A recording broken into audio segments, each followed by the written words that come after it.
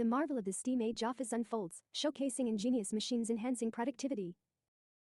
Gears whir and pistons pump as a steam-powered organizer sorts documents with incredible speed. A colossal steam-driven clock dominates the room, its intricate gears dictating the rhythm of the workday.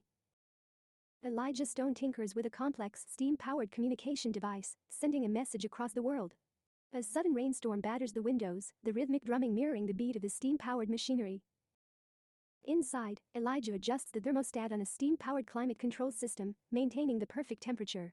A montage of the office's various machines working in harmony, each contributing to a seamless workflow.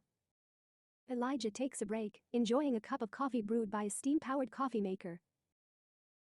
A visitor, a distinguished woman in a tailored suit, arrives to discuss a new invention with Elijah.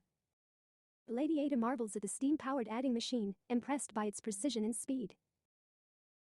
Elijah and Ada collaborate, sketching new designs for an even more advanced steam-powered device. The office transforms into a workshop as they begin assembling the prototype, sparks flying and steam hissing. Late into the night, they celebrate their progress with a toast of champagne, the prototype gleaming under the gaslight.